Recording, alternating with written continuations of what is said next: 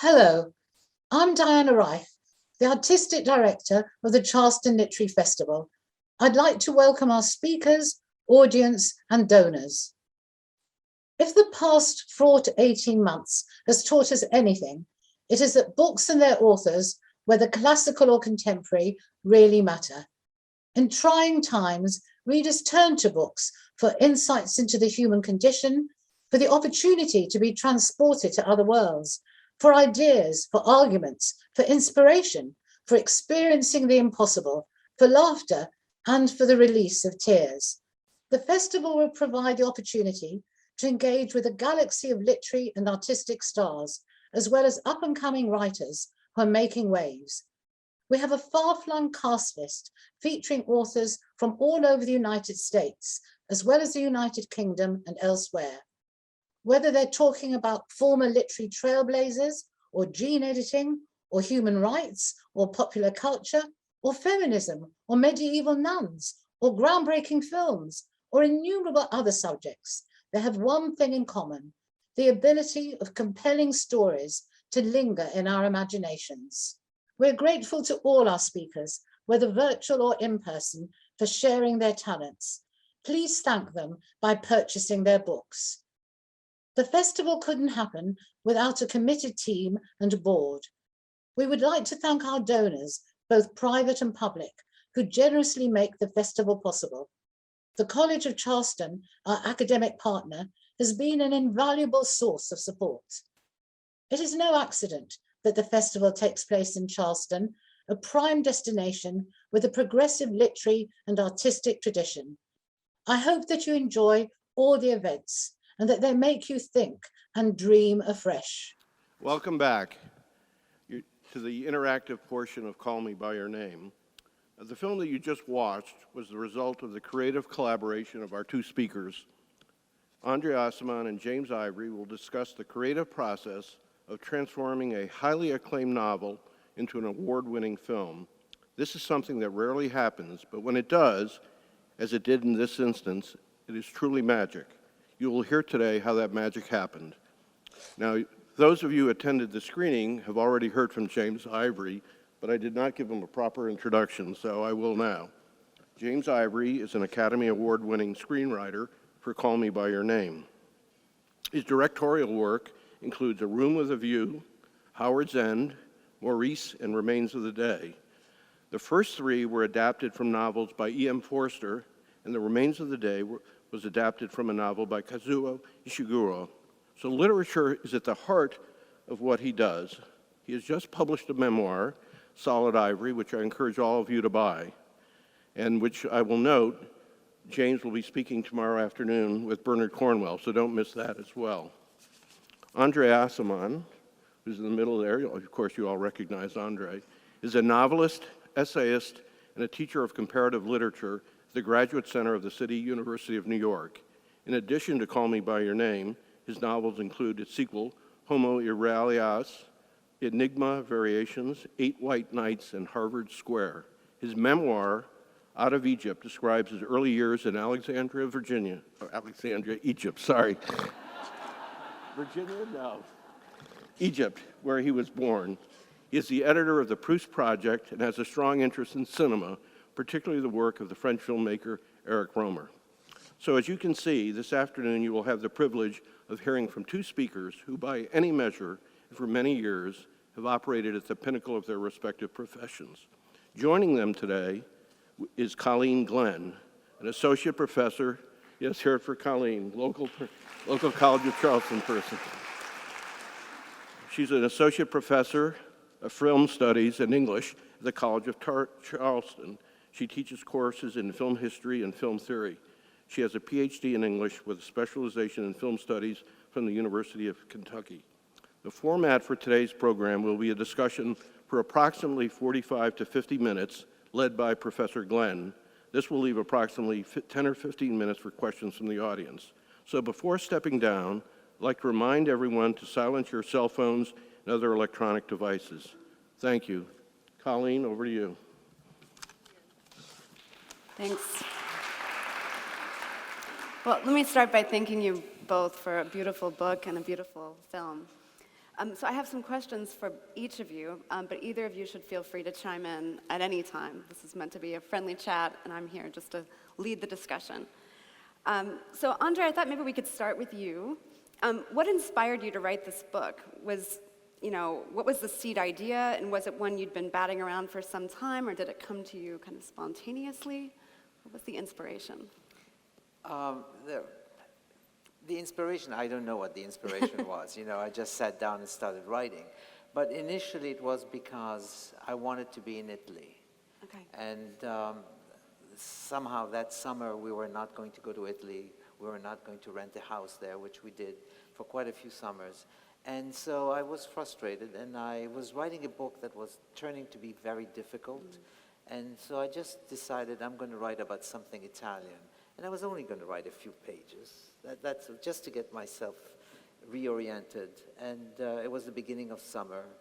And I just started writing. And then I realized, this isn't so bad. Let's see where it goes. And it kept going. And I just followed it. And it went very fast. And by the end of the summer, oh, God, I've got like 250 pages. I should do something with it. No, don't do that. So anyway, so that was really the foundation of the book. Great. And James, a similar question, but slightly different. Why this book? What about André's book made you want to adapt it into a screenplay? And maybe more broadly, how do you pick your projects? I have the same answer as his. I wanted to be in Italy. Wow. Simple as that. That's why I got involved, truly. Great. Okay, I also want to be in Italy. Well, what are we doing here? Yeah. Okay, we'll come back to Italy in a moment because I have a question about location. But James, did you want to talk about, in general, when reading a book, what qualities must it have in order for you to see its screenplay potential? Well, I don't think that I thought about it as a whole kind of thing beforehand. Once I decided I was going to write the screenplay, which I thought of as my screenplay, there had been a previous one that I didn't think really did justice to the book. So once I decided to do it, I just sat down and began, rather as André did, I just started writing. But the thing is, he had to make it all up, and I had it in front of me so that I could take what I wanted here and there. I took most of it, and I had, great guidance of what I was doing. But I also had another kind of guidance, which is the experience of working with my longtime screenwriter, Ruth Jodvala, who was really sort of tough. Now, she adapted many books for us over the years, but she was really quite tough on them. And she knew what had to be a film because she had, by this time, made several with us, and so she always went straight forward on a track that took us towards a screenplay, and that's what I also had to do. Okay, great. So we talked about inspiration a little bit and process.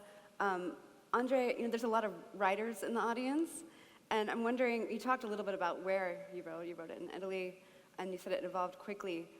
What do you need or require to work as a writer? Do you have any secret rituals or favorite mug or a place you have to be, or how do you work? No, nothing is sacred that way. There are no rituals.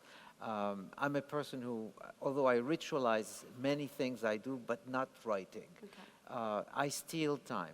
If I have an hour that I don't have to do anything, I'll just spend it in front of the computer and write. So if I have 5 hours, 6 hours to write, I'll spend the time writing. There is no such thing as a particular sort of lever that I have to prod and sort of start writing.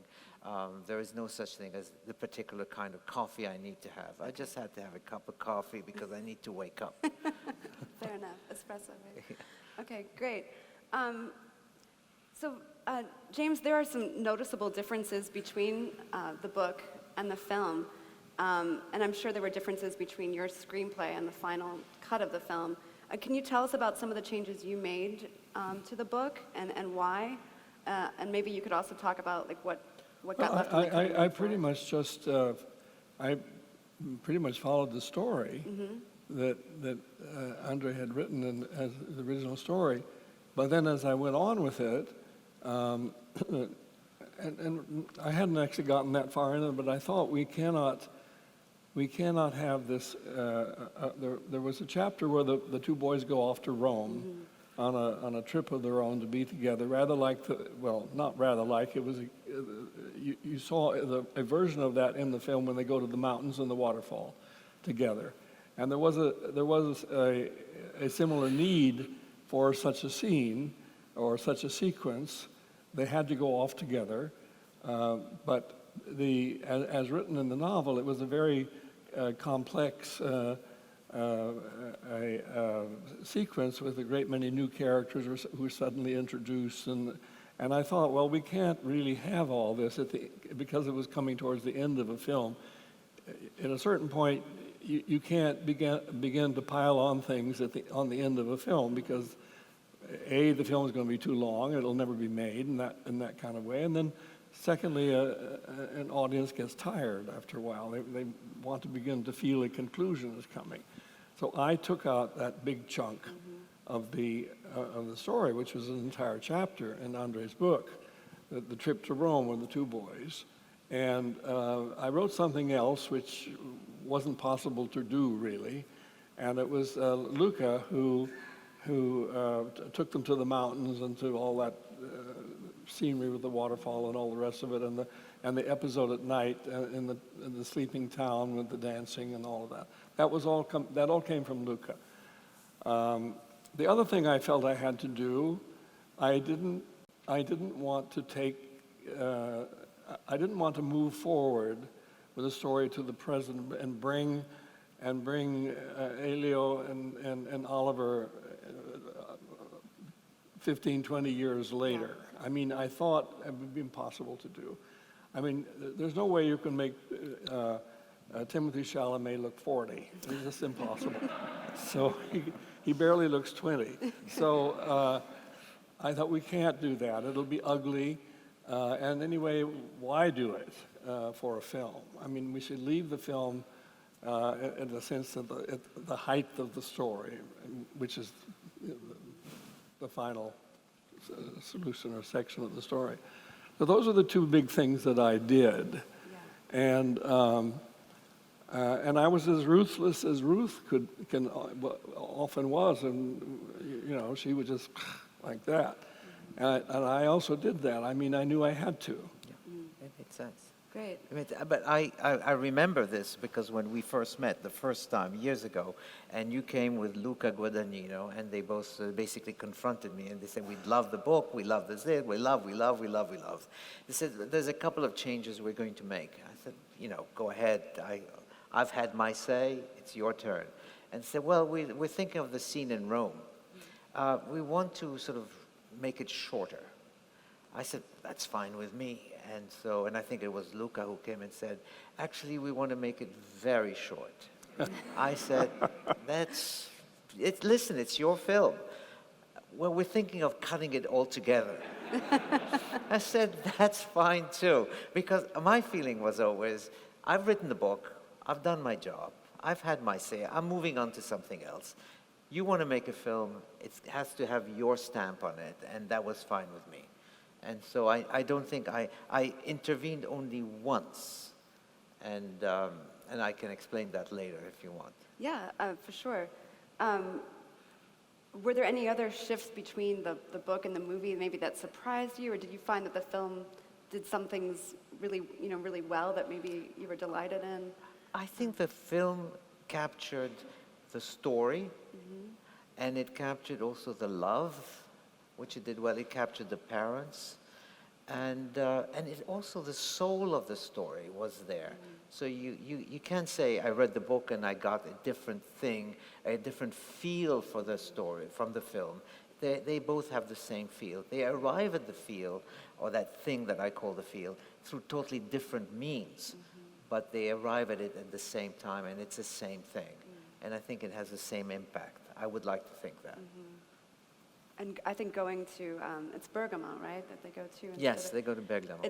fits with the theme of nature and the natural world that seems so prominent in the film and the book Right. too, I think. So it does work well. So obviously it's some changes between book and movie, but there were some scenes that were preserved almost verbatim from book to film. And one scene that comes to mind is the very touching conversation between father and son that happens towards the end, when Elio's dad essentially says, you know, it's okay to be sad, you know, you had a beautiful relationship with Oliver, and he seems to know exactly what their relationship had been. It's a beautiful scene, very, very touching. Andre, I wonder if you could talk about it a bit. Was this, you know, scene inspired by a real-life conversation you've had or heard, or is it an imagining of what honest conversations between parents and children could look like? Well, as a result of that scene, a lot of kids have been able to open up to their parents and come out to their parents. Same thing with the parents.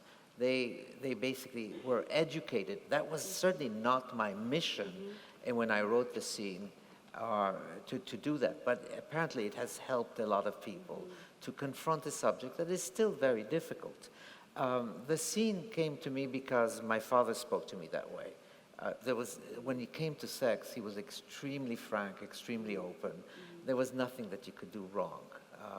And so for me, writing that scene was quite easy. There are other scenes that we can talk about later maybe that were difficult to write, but this scene was very easy to write. What I found, however, is there's a moment in which Elio will tell his father, after the father begins to tell him that he knew what was going on and it was fine, and Elio says, "Did Mom know?" And for me, that meant that Mom know that, you know, I was sleeping with Oliver. But then somebody in the audience, and as a result of the conversation, as it is delivered, the intonation, because the words are the same as in the book, but and thank you for that, because you sort of kept the speech the same. But the way that Michael Stuhlbarg sort of uttered those words, they conveyed a different meaning. He said, you know, I could have had this kind of relationship, but I never did. And so when the kid asks, did Mom know? He's not asking, did Mom know that I was sleeping with Oliver? He's asking also, did Mom know that you could have had such a relationship? And so it's a totally different reading that was totally unplanned for me, but at the same time makes far more sense. Then does Mom know I was sleeping with Oliver? Yeah, so I'm always very grateful when an audience sort of projects and reads into something that I was totally unaware of. Yeah, that scene is just beautifully acted by both actors. So James, when watching Call Me By Your Name, I'm reminded of your 1987 film, Morris, which is also a love story between two men. And for those who don't know it, it's set around World War I, so there are far more restrictions on the relationship. 30 years later, Call Me By Your Name feels similar and yet so very different. I wonder if you could speak about those two projects and how the changing times have changed the stories. Well, I want to go back a little bit on the Sure. scene we were just Absolutely. discussing. When I got to that scene between the father and the son, I thought, oh my God, the last thing you can have in a movie is a long, long dialogue scene because the crowd's just going to leave. I thought, what are we going to do? Yeah. And the scene is the scene as written. There's much more in that scene that one would in fact want to have. I mean, many other things were said. It's in the book. It's a longer scene than it is in the film in terms of what is said. There are other things said that were also beautiful and that people would have responded to. But I thought, well, I just have to do this. I mean, it's against every known precept of screenwriting that, you know, putting a long dialogue scene at the very end of a film, you just don't do that, supposedly. I thought, I have to do this. This is a beautiful scene, and it sums everything up in a kind of a wonderful way. So we did it, and thank God I did do it. Yeah, absolutely. So I just wanted to mention No, I'm that glad you because mentioned that. I mean, there are certain kinds of things that if you make a lot of films and certain sort of things after time, you learn not to do. Or, and you've done them and they're a mistake and then you're stuck with them. And one of those things is to have a lot of new characters and new plot development and dialogue coming at the very end of a film. And, I mean, it's almost 2 hours that you have your audience there, and they're beginning to be restless and they're beginning to wonder, well, how long is this going to go on for, and so on. You have to think about that. You can't ignore it. And there are those kinds of requirements when you do a screenplay, and I learned the hard way on some of it. But now. Well, it's such an impactful scene, and it's kind of the last big scene of the. And it works so well, and it goes so well with the ending of the film, with the boy's face. Yes. Yeah, it's fabulous, the whole thing. Can I ask you, so that the long take, because we can come back to that previous question, but for me, that moment of the film, the long take, it just keeps rolling and rolling. I mean, it just, And it's where you really see the brilliance of Timothy Chalamet, and it's, that was true acting. Absolutely. And for a 19, 20-year-old boy to be able to come up with that in the way that he did, and there are a lot of moods in the whole thing. He goes from one to the other, and it's wonderful. Brilliant. And I was so happy to see it again today. For that was one of the reasons. Is that in the screenplay, that the long take? I mean, is that a direction that you Well, put in this? mine was something a little different. There was something like that, but what is happening in the in my original screenplay was that he's decorating the tree, but in fact he's putting real candles into the tree, which he lights, and which we don't do that very much of, but people still sometimes do it with real candles. And he was decorating the tree and putting the candles and lighting it. It was a great, I imagined a big face and doing the candles and lighting each candle. So that was what was in the screenplay. But that was done away with because it was Hanukkah and not Christmas anymore.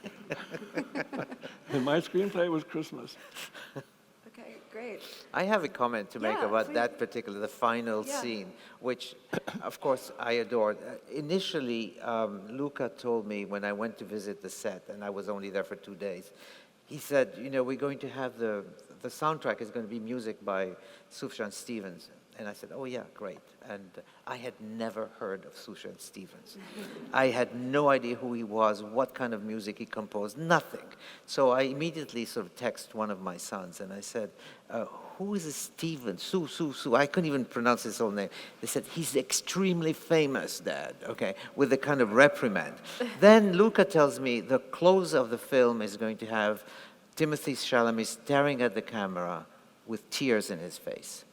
And I said, oh my God, it's going to be a teary end, and I hate that.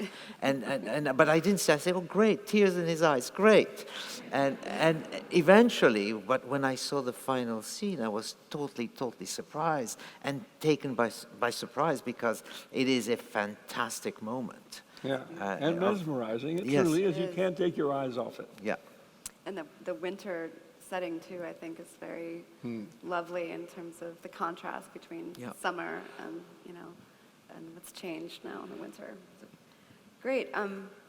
We can go back to the question about Morris, or also James. But what was your question again? So my question was basically, watching Call Me by Your Name, reminds me of your 1987 film Morris, and I was wondering if you might speak about the two projects and just how that 30-year interval sort of works in terms of the kinds of stories that we're telling now. Well, of course, I was not the director of Call Me by Your Name.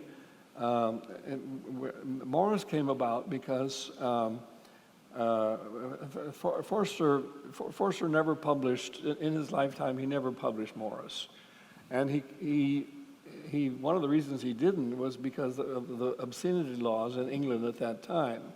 You couldn't really have a happy ending, which the novel has, and get away with it in England back in the 1920s and teens and 20s and 30s. You couldn't do that. So he put it away. Finally, it's brought out after his death, and he had doubts about it anyway, whether it should be published in the first place. He almost destroyed the manuscript, supposedly. But anyway, he didn't, and it was published after his death, and I read it, I liked it. He died in 1971, I think, and within 2 or 3 years, Morris came out, and I read it, and by that time I had read a lot of E.M. Forster books, but I didn't want particularly to make it into a movie when I read it. I just thought it's a nice story.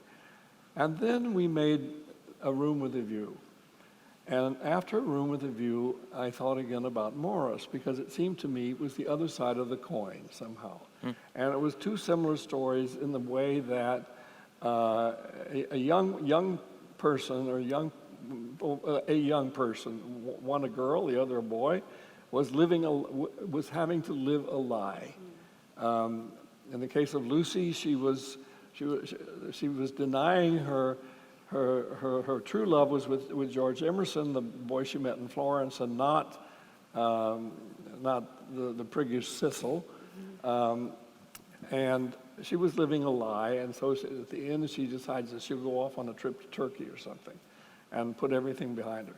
And with Morris, you had Morris who was going to live a lie, and the kind of lie that was being lived, actually he saw was that of his friend Clive, who in fact marries, and and so it was two situations of the young person turning their back on their real feelings and emotions and kind of living a lie.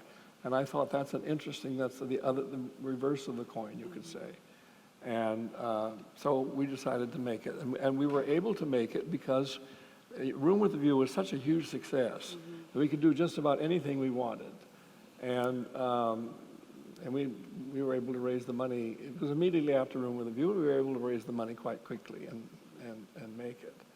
And so we did. But it's two very different worlds. Very different. Very different worlds, because you could not really have two men happily in love in 1912 England. You could not, and if they had been found out, they would have been put in jail. Whereas the world of Call Me by Your Name is the modern world, and it's by the 80s. There was a great deal of freedom and acceptance also of same-sex love, and that was okay then on the whole. So, there were holdouts, but on the whole it was accepted socially. So it was two totally different worlds. Absolutely. In fact, with all of the buzz that the book and the film have created, I don't recall hearing it described as a gay love story. It seems like it was just described as a love story, that we have somehow transcended that. I don't know how you all feel about that, but it seems to me that it's not just about sexual identity, but more about universal themes of love and intimacy and loss. I agree with that. I think so. It is a story of love, but it is also the story of a love of two men. And so there is a gay component, Sure. and it's not incidental. But at the same time, many people who have seen the film and read the book, they all feel that, yes, it is about that, but in essence, it's taught me something about human love that I hadn't considered before. And in most cases, and that's the part that I always find very surprising, is that I get conversations with people who are very old and people who are extremely young, both of whom feel that this story is in essence, it's like the itinerary of the kind of love they've had and the kind of love they'd want to have. And so it's extremely gratifying for a writer, and I'm sure for a movie maker as well, that this story can reach out to everyone. And that is something that... Which it pretty much has. It has. Yeah. I think it has. Yeah. And I never expected that. I remember when I walked into my agent's office, I said, I finished the book.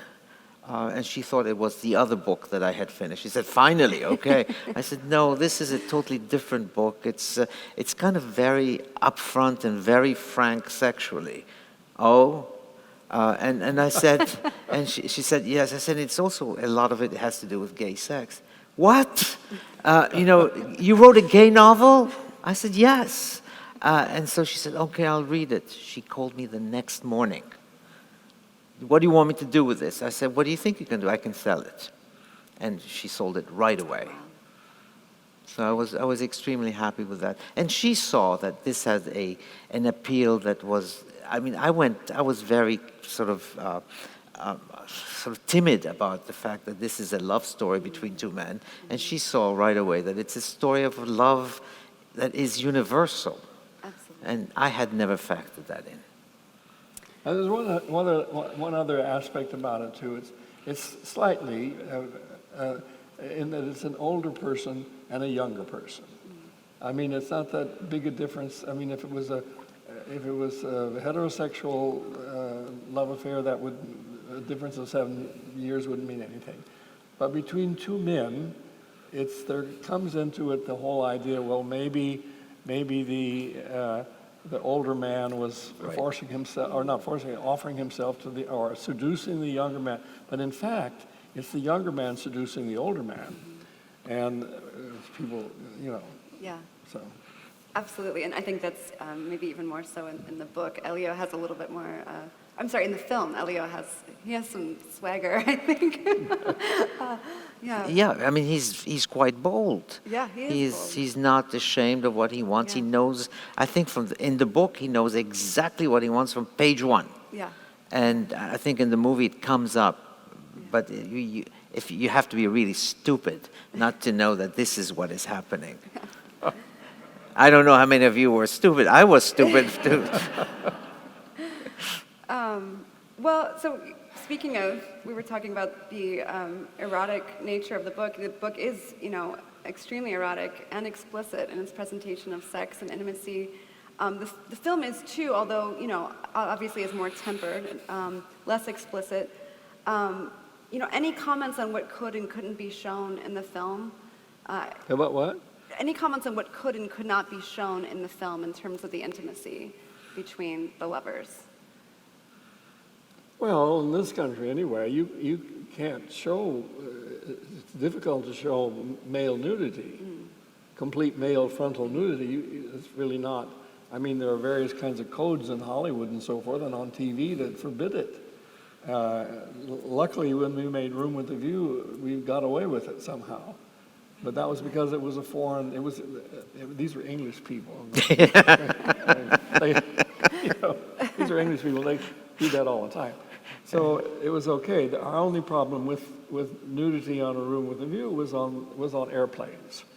And we had to, we didn't have to do it, but people who give films to the airlines had to make little cuts here and there. But, no. Okay. That's usually, you really can't show real nudity, and you certainly can't show lovemaking, actual sexual lovemaking in a commercial movie, and you just can't. Okay. It's not allowed. Yeah, and so you had mentioned some scenes that maybe didn't make it into the film, or you kind of alluded to that there were some scenes you wrote that couldn't necessarily go Well, into. they sure did make it into the film. I mean, the peach scene, Yes, the peach scene made it.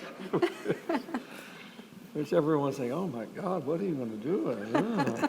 So, I thought they were going to cut it. Yeah. I was convinced, come on, you can't do the peach scene. That is totally verboten. And no, they wanted the peach scene, and in fact, the peach has appeared, I think, on the internet, I don't know how many times. yeah, somebody sent me a peach T-shirt from South America. They'd seen the film in Argentina, and they made T-shirts with the peach. Yeah. You know how many peaches I get? I was asked to sign on a real life peach. Oh my God. And I said, what are you going to do with the signature once it rots? That's great. Well, I don't think my students would forgive me if I didn't ask at least one question about Timothy Chalamet. His name has been mentioned. There's a lot of fans in the audience. We have a lot of young people here tonight. I guess I have questions for both of you. I mean, André, perhaps you could talk about what it's like to see a character that you created brought to new life on screen, right? Because the actor brings his or her own fresh take on the character. So maybe you could talk about that, and then we could talk about casting. Well, let me give you an example. Sometimes when you're told that you're going to visit a particular person's house, you're anticipating how the house is going to look. Then you see the house, and it totally erases what you had anticipated. Who Elio was before the film, who Oliver was before the film, I have totally forgotten. I have no idea what they look like. They look like Timothy and they look like Armie Hammer. That's the end of it. Yeah. I have no recall whatsoever of, and I imagined them because I had to describe Elio as being sort of more hairy than he is in the film. But that just went away. What was I thinking, Harry? But those are the changes that a film does. It imposes itself and it overwrites everything, which I was very happy. I mean, I thought that Timothy was a brilliant rendition, and Armie, I was doubtful at first, but there's a wonderful scene where the two have a conversation where basically Elio is telling him that he has feelings for him without saying, I have feelings for you. And when I saw that film being sort of acted on the screen, I said, they're right. They're doing exactly, the voices are exactly what I wanted them to do. And then, although the scene is shortened, it's perfect. So I was very happy with the selection of the actors. And then the actor as the father was just amazing. Yeah, absolutely. Michael Stolberg, yeah. And one of the things that I was so pleased when I saw the film again today, an awful lot of the dialogue scenes from the book are in the film. Yes. Uncut and not messed around with. I mean, the whole business about the origins of the word apricot. Who else has ever had anything like that in a movie? This long thing. I mean, there are lots of things like that made it into the film and that Lucas shot and didn't take out, and I think they add so much. Absolutely. I was impressed. I was really impressed. The etymology of the word apricot? Yeah. Come on. Right. No, but you did that in a book form. No, it's in the movie. Well, James, you have many years of experience in writing, directing, producing, and casting. What did you think Chalamet brought to this role, or any of the actors? Did you want to talk about casting at all, or the performances? Well, I had at one point when I was planning to co-direct it with Luca, and I had actually cast Greta Scacchi as the mother, and because she they needed to have European actors, they couldn't have Americans and or even British.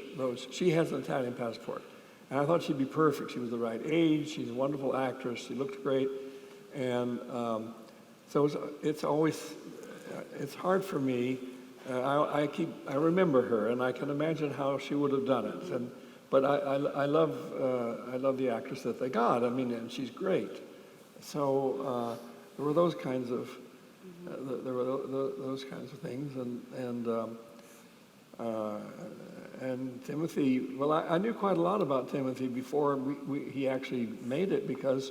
He came to my house and they rehearsed the script. He and one other person.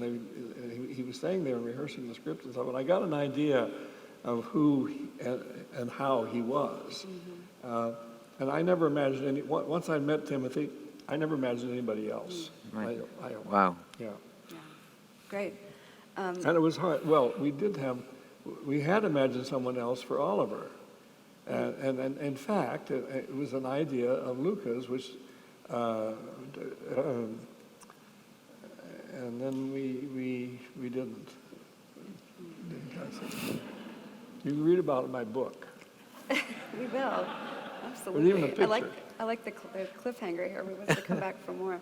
I've got one more question, then we'll open it up to the audience for questions. We already talked about the ending a little bit and the differences there. I wonder, perhaps we could talk about like, what's coming next for you two. Any upcoming projects you'd like to share with us? Wow, you better, you jump in there. Now's the time to plug your next project. I'm involved in writing various things that have been coming out in Audible, and I'm very happy with that, really very happy with that. And I'd like to keep doing that. But I'm also writing something about my years in Italy, when I was an adolescent, and what my adolescence was like as I was living in Italy in those years. And that I would like to finish, so that I can move on to other things. Great. James? Well, I'm working on a television series, writing the screenplay for a television series based on a French novel called The End of Eddie by a marvelous young French writer named Edouard Louis. And I'm doing that. But that's all set in a ghastly small French town near Amiens somewhere. It was just an appalling place, apparently. I mean, judging from the novel. But the American producers wished to make this film in the United States with an American cast. And it's no longer a French story. And I thought, how could we possibly do that? But it's a universal kind of story. And since I'm from Oregon and I know a lot about the lumber business, it's all going to take place in Portland, Oregon, in a sawmill. Okay. Cool. No longer in a village near Amiens. Quite the change. Wonderful. Well, I wish you luck on those projects. We'll be eager to see them. So now we can open things up to the audience. If you have a question, raise your hand. I know there's some students out there, so students, don't be shy about asking questions. And there will be someone coming around with a microphone. So we'll let them.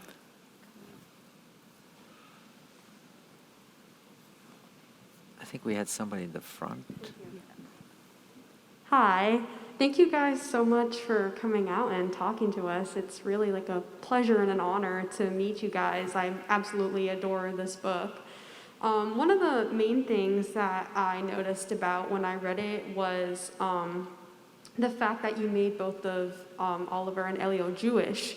And I thought that was a very interesting input in it, being Jewish myself, and the way that you described them as Jews of discretion, and that it created this kind of underlying baseline bond between them.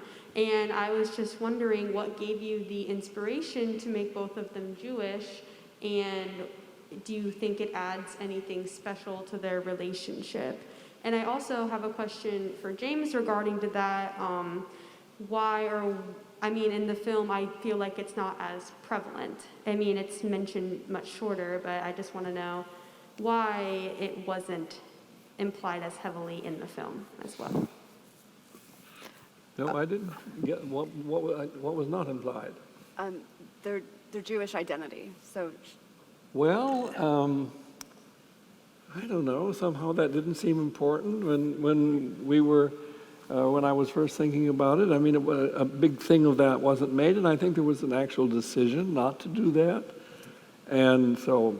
It does appear in the film, though.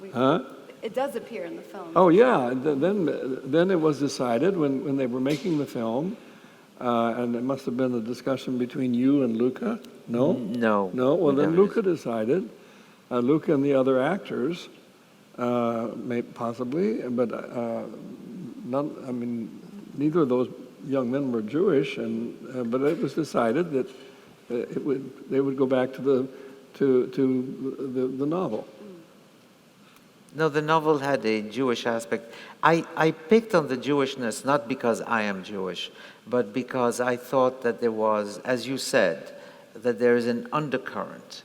In other words, it was already something that they had in common, that they were discreet about it, and that they wouldn't discuss it necessarily, but that it was there. And it was, for me, it was like the foundation of more things to come between them, so that they already had something in common, which may have seemed totally innocent, but obviously bridged something else, which comes out in the story itself, which is why I selected the Jewishness. If they were Catholic, then they'd be like everybody else, you know, and so there was no discretion needed.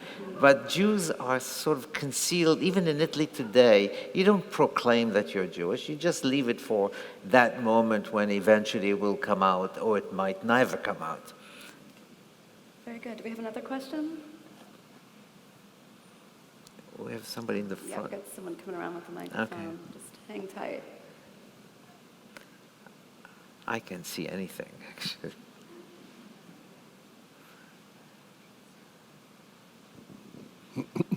You both are extraordinary storytellers.